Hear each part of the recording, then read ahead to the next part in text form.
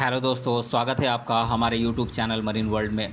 दोस्तों, आज के इस वीडियो में मैं आप लोगों को बताऊंगा महापराक्रमी और वीर योद्धा महाराणा प्रताप के इतिहास और इससे जुड़ी महत्वपूर्ण जानकारी आप लोगों को दूंगा। दोस्तों, वीडियो में आगे बढ़ने से पहले मैं आपसे रिक्वेस्ट करना चाहूँगा कि अगर आपने अभी तक इस चैनल को सब्सक्राइब नहीं किया है तो इसे ज़रूर सब्सक्राइब कर लीजिएगा और अगर वीडियो अच्छा लगे तो इसे शेयर ज़रूर कीजिएगा। तो चलिए दोस्तों, इस वीडियो को स्टार्ट करते हैं। महाराणा प्रताप भारत के एक सच्चे वीर सपूत और महापराक्रमी योद्धा थे, जिनकी वीरता की गाथा इतिहास के पन्नों में स्वर्णिम अक्षरों में लिखी गई है। महाराणा प्रताप की जीवन गाथा शौर्य, साहस, अभिमान और पराक्रम और राष्ट्रभक्ति का प्रतीक है। वे एक सच्चे और आदर्श शासक की तरह अपनी प्रजा को अपने परिवार से भी ज़्यादा मानते थे और अपनी आखिरी सांस तक वे अपने प्रजा की रक्षा के लिए लड़ते रहे।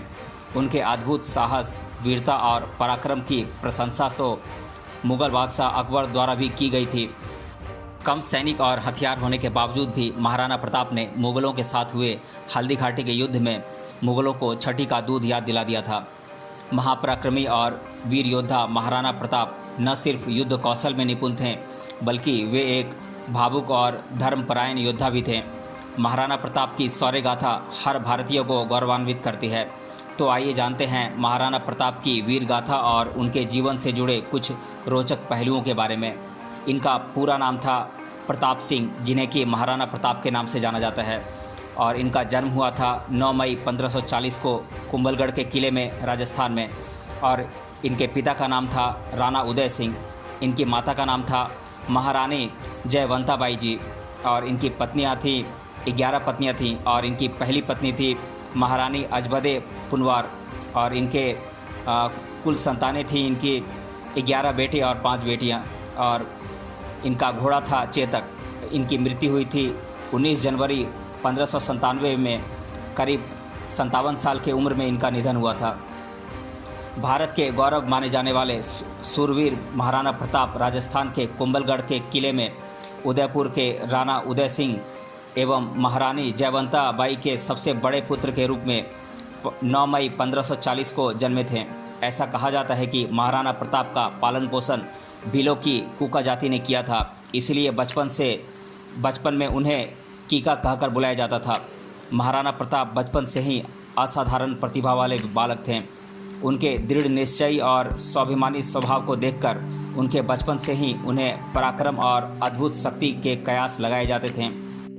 शुरू से ही वे हठी स्वभाव के थे, जो किसी के काबू में नहीं आते थे और स्वतंत्र रहना पसंद करते थे। आगे चलकर भी परमवीर महाराणा प्रताप ने अपनी ज़िंदगी में मुग़ल शासकों के सामने कभी घुटने नहीं टेके और पराधीनता स्वीकार नहीं की। साथ ही मुग़लों को अपनी अदम्य शक्ति दिखाकर उनके मन में अपने प्रति खौफ पैदा कर दिया था। महाराणा प्रताप अकेले ही कई मुग़लों पर भारी थे। मुग़ल सम्राट अकबर भी महाराणा प्रताप के शौर्य, साहस और पराक्रम और अद्भुत शक्ति का कायल था।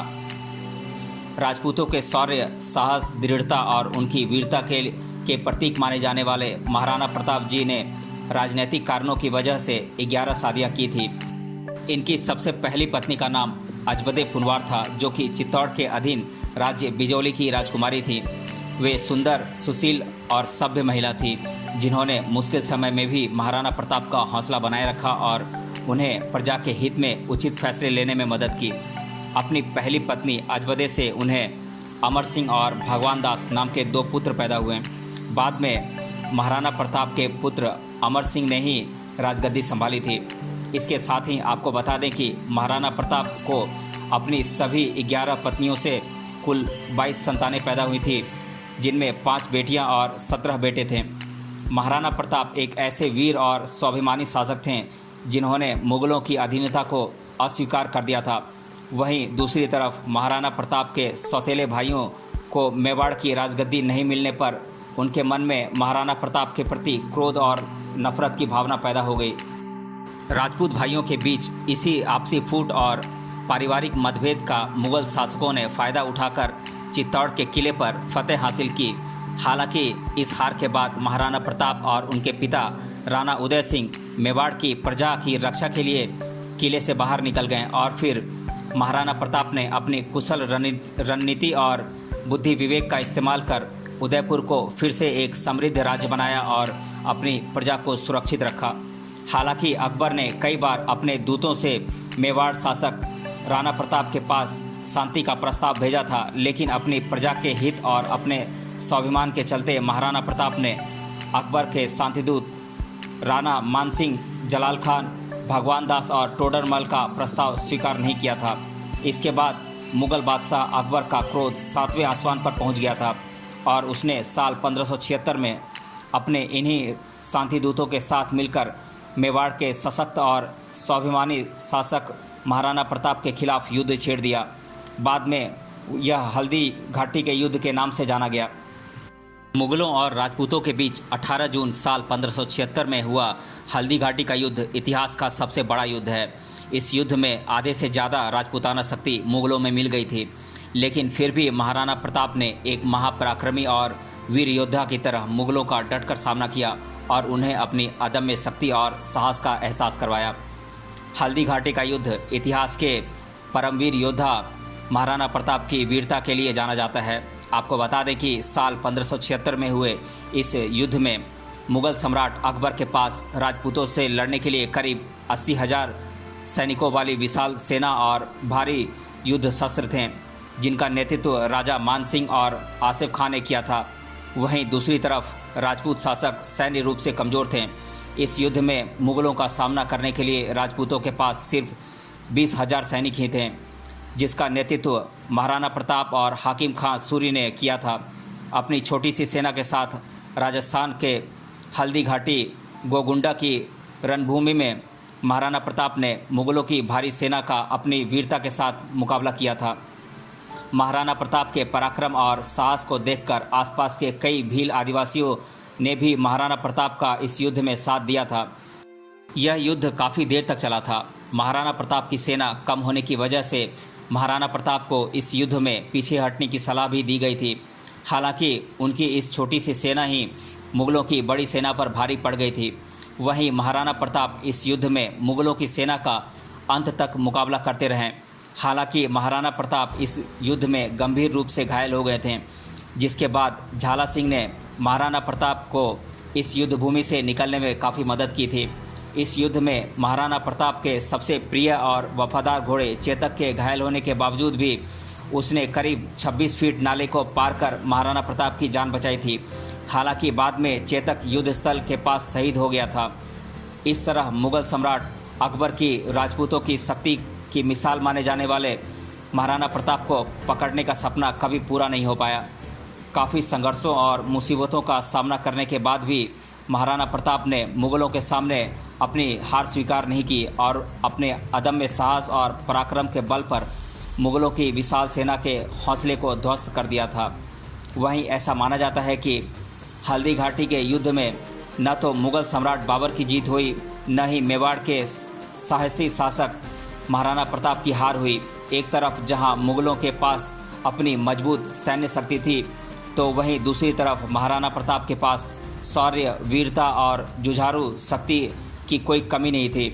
हल्दी घाटी के युद्ध के बाद महाराणा प्रताप की वीरता के चर्चे पूरे देश भर में होने लगे थे। मुगलों और राजपूतों के बीच हुए इस युद्ध के बाद मुगल सम्राट अकबर को भी महाराणा प्रताप का इतना खौफ हो गया था कि वह अपनी राजधानी आगरा छोड़कर लाहौर चला गया था। हालांकि अकबर महाराणा प्रताप को पकड़ने के लिए काफ़ी सालों तक प्रयास करता रहा, लेकिन वह महाराणा प्रताप को बंदी बनाने में नाकामयाब साबित हुआ। वहीं हल्दी घाटी के युद्ध के बाद मेवाड़ शासक महाराणा प्रताप ने कई दिन जंगल में बिताए थे। मुगलों और राजपूतों के बीच हुए इस महासंग्राम में महाराणा प्रताप के सबसे प्रिय और बहादुर घोड़े चेतक की वीरता के किस्से भी हमेशा के लिए इतिहास के पन्नों में दर्ज हो गए हैं।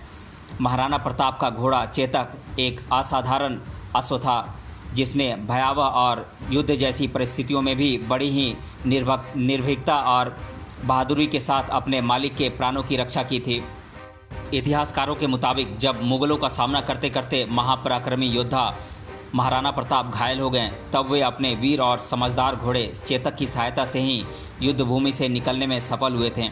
जब महाराणा प्रताप अपने घोड़े चेतक पर सवार होकर युद्ध भूमि से निकल रहे थे, तब रास्ते में करीब 26 फीट गहरा नाला पड़ा, जिसे युद्ध में घायल हो चुके चेतक ने पार कर अपने स्वामी महाराणा प्रताप की जान बचाई थी।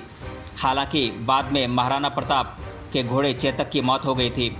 अपने प्रिय घोड़े की मौत के बाद महाराणा प्रताप काफ़ी आहत हुए थे। हालांकि आज भी चेतक की समाधि स्थल राजस्थान की हल्दी घाटी में बनी हुई है और इसमें चेतक की वीरता का उल्लेख भी किया गया है।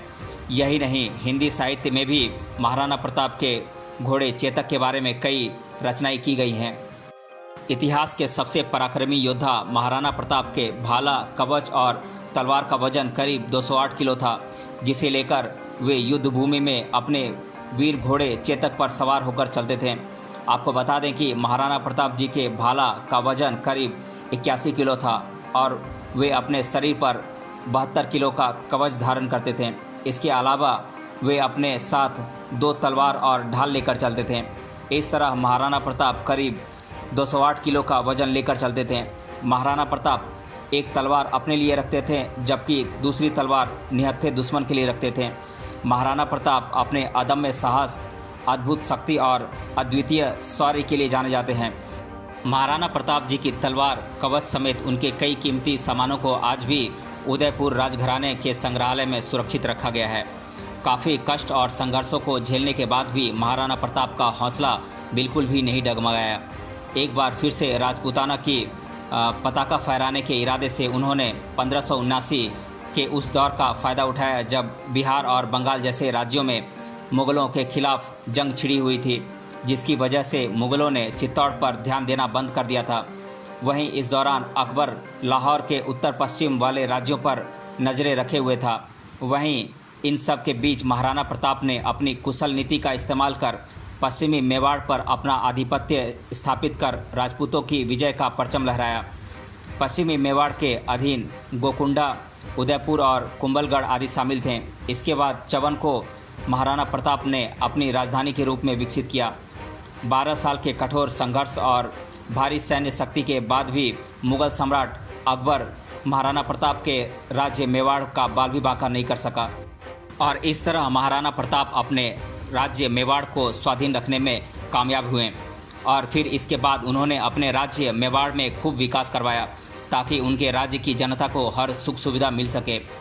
मेवाड़ पर फिर से अपना कब्जा जमाने के करीब 11 साल बाद राजस्थान के चवन में 19 जनवरी साल 1597 में महापराक्रमी योद्धा महाराणा प्रताप की मृत्यु हो गई।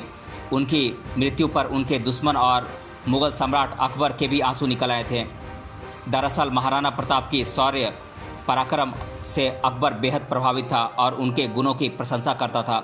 अकबर जानता था कि महाराणा प्रताप जैसे सूरवीर इस धरती पर दूसरा कोई नहीं है। महाराणा प्रताप एक ऐसे राजा थे जो अपनी प्रजा के लिए जीते थे और उन्होंने अपनी पूरी ज़िंदगी अपनी प्रजा की भलाई और अपनी मातृभूमि की स्वाधीनता के लिए कुर्बान कर दी थी। वहीं ऐसा भी कहा जाता है कि जब महाराणा प्रताप युद्ध भूमि छोड़कर जंगल में रह रहे थे तो अकबर अपने जासूसों को भेजकर अक्सर उनके हालचाल लेता रहता था और कभी नहीं झुकने वाले शासक की महानता के बारे में सोचा करता था। हिंदू पंचांग के मुताबिक महापराक्रमी और वीर योद्धा महाराणा प्रताप का जन्म ज्येष्ठ महीने की शुक्ल पक्ष की तीज को हुआ था। इसीलिए हर साल इस दिन उनकी जयंती मनाई जाती है। उनकी जयंती के मौके पर उन्हें सम्मान के साथ याद किया जाता है और भावपूर्ण श्रद्धांजलि अर्पित की जाती है। इस मौके पर उनकी शौर्य गाथा भी सुनाई जाती है। कभी पराधीनता स्वीकार नहीं करने वाले महाराणा प्रताप का शौर्य और पराक्रम आज भी लोगों को प्रेरणा देता है और उनकी जीवन गाथा लोगों को आगे बढ़ने का जोश भरती है और युवाओं के अंदर राष्ट्रभक्ति की भावना को विकसित करती है। भारत के ऐसे महान पराक्रमी योद्धा और सच्चे वीर सपूत को हमारा सत सत नमन है। अब मैं आप लोगों को महाराणा प्रताप के घोड़े चेतक की वीरता पर कुछ पंक्तियां सुना देता हूँ। रणबीच चौकड़ी भर भर कर चेतक बन गया निराला था। राणा प्रताप के घोड़े से पड़ गया हवा का पाला था। जो तनिक हवा से बाग हिली लेकर सवार उड़ जाता था। राणा की पुतली फिरी नहीं तब तक चेतक मुड़ जाता था। तो दोस्तों, आज के इस वीडियो में हमने जाना महापराक्रमी वीर योद्धा महाराणा प्रताप के इतिहास और उनके जीवन के बारे में कुछ अनसुने रोचक तथ्यों के बारे में। मिलते हैं अगले वीडियो में किसी अन्य टॉपिक के साथ। तब तक के लिए धन्यवाद।